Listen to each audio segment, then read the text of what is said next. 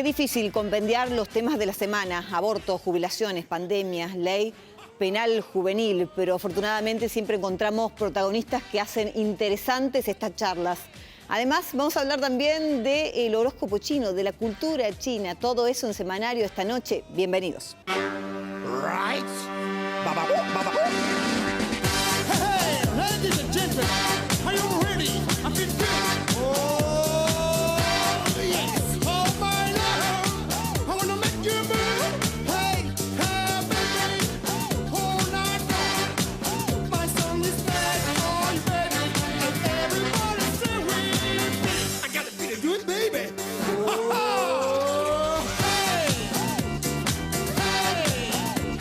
Bienvenidos nuevamente a Semanario. Entre las noticias más destacadas de la semana, bueno, ya la media sanción en diputados del proyecto de interrupción voluntaria del embarazo. Hablamos del aborto, que va camino a ser ley. El 29 de diciembre va a ser justamente tratado en el Senado. ¿Cuál es el ánimo justamente de la sociedad en relación a lo que se ha votado en el día viernes? Bueno, lo vamos a averiguar porque Jorge Giacobbe, quien es analista político y consultor, sabe muy bien justamente del pensamiento de la sociedad en relación al aborto por estos días. ¿Qué tal, Jorge? ¿Cómo va? Bien, yo muy bien, muy bien. Vos sabés que me impactaba un poco mirar tus números, porque los vi de antemano en relación a lo que piensa la sociedad, a favor o en contra, y lo que se votó en diputados, ¿no? Bastante distinto, justamente. Claro, muy distinto, y también muy distinto a cómo eran los números hace un año y medio, Exacto. 2, cuando la sociedad experimentó la primera vuelta de esta discusión. En aquel momento era 50 y 50 más o menos, te diría más bien cercano a 45 a favor, 45 en contra y 10% de la población sin definición. Y el clima de opinión pública torció enormemente y quedó como muy descolgado del sistema político, ¿no? El sistema político parece ser que está en el mismo lugar y que se encamina a una pelea bastante parecida, que se apruebe en diputados y que se rechace en senadores. Y sin embargo la opinión pública entonces está en otro lugar. Hoy por hoy los números nos han indicado que el 27% de los argentinos está a favor de que la ley se apruebe y el 60% está en contra. ¿Y qué cambió qué cambió esa opinión o la opinión de la sociedad en este tiempo, ¿no? Del 2018 hasta ahora?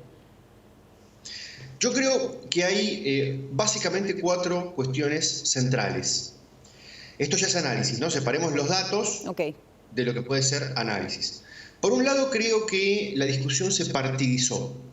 Esto sí lo podemos ver retratado en las encuestas, porque ese 27% de aprobación hacia la ley, que es un promedio nacional, si vos lo ves por ideología peronista, te das cuenta que asciende al 40%. Y si lo ves por ideología kirchnerista, te das cuenta que asciende al 50%. Entonces parece ser que respecto de la vez pasada, ahora un grupo político se quedó con la bandera y es muy probable que eso haya metido el tema dentro de la grieta, en cierta forma, y que la otra parte del electorado, que no quiera el kirchnerismo, que no quiera el peronismo, o que no quiera a Cristina, o que no quiera el gobierno, entonces se viera resentido y se ponga del otro lado, aunque sea para ponerle palos en la rueda. ¿Okay? Eso por un lado. En segundo lugar, hay mucha gente que cree que esta discusión se tiene que dar en otro momento del clima social, que en esta situación de pandemia, de problemas económicos y de angustias de todo tipo, no es el mejor momento. ¿Okay? En tercer lugar, creo también que la discusión respecto de 2 años atrás se complejizó. Hace 2 años teníamos que decidir si estábamos a favor del aborto o en contra, te diría cajón cerrado. Nadie miraba lo que había dentro de la ley, los detalles de la ley. Estos 2 años se desgranó mucho esa discusión y hay muchas personas que están imputando la ley, no la ley completa, sino por partes. Y entonces infieren el todo por la parte. Y hay gente que dice: yo no estoy de acuerdo con la objeción de conciencia, yo no estoy de acuerdo con que sea gratuito, o yo no estoy de acuerdo con el rol nulo que tiene el hombre en esta decisión. ¿Okay? Es decir, estamos discutiendo algo más complejo que hace 2 años. Y por último, me parece que cambió el entusiasmo del lugar, como si fuera un péndulo, que fue primero para un lado y después para el otro. Al principio, cuando los verdes irrumpieron en la escena de la conversación social proponiendo este tema, lo hicieron con entusiasmo, lo hicieron con alegría, lo hicieron con color, con banderas, con pañuelos, lo hicieron con brillantina en la cara. Y después ese clima de comunicación torció a una cosa mucho más vanguardista, mucho más filosa, mucho más agresiva, y terminaron pisando muñecos de bebés en la plaza del Congreso o escribiendo en las paredes: hoy me desayuné un feto. Me parece que ese clima del entusiasmo a los dientes apretados hirió a mucha gente, y mucha gente dejó de sentirse identificada con todo ese colectivo. En el medio, mientras eso transcurría, lo que sucedió con los celestes fue el proceso inverso. Al principio se habían visto contra las cuerdas, se habían visto en el oprobio, se sentían avergonzados de decir lo que pensaban porque quedaban en un lugar de trogloditas, de dinosaurios medievales religiosos. ¿Ok? Y en el medio lo que hicieron fue salir, como los boxeadores, de entre las cuerdas, pegando con sus propios argumentos, y entonces balancearon el debate. Creo que lograron instalar su parte de la conversación, y eso cambió el juego. Te quiero llevar por todos los temas, así que brevemente, en el caso de los diputados, ¿convicciones personales o fueron conveniencias políticas lo que los llevó a votar? Ah, bueno, eso es una... Sí, yo te digo brevemente y sé que es difícil de hacerlo brevemente, pero bueno. No, es muy difícil, pero déjame hacer este apunte. Dale. Es un momento maravilloso para que los ciudadanos pongamos los ojos sobre los diputados y tratemos de entender cómo diablos funciona un diputado. ¿Ok? Porque de verdad que no sabemos. ¿Qué está haciendo un diputado hoy? ¿Vota por sus propias convicciones? ¿Vota por las convicciones de la gente que lo votó? ¿Vota por las convicciones del partido al cual pertenece? ¿Vota por las convicciones del gobernador al cual le debe rendir pleitesía?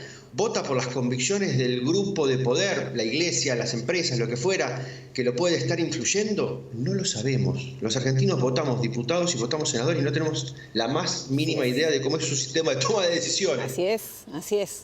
Te llevo a los jubilados, porque también se aprobó justamente, ya es ley, la nueva fórmula que va a empezar a regir desde el año próximo. ¿Qué sensación tiene la sociedad en relación a las jubilaciones? ¿Mejoró en relación al gobierno anterior? ¿Es lo mismo? ¿Va empeorando cada vez más?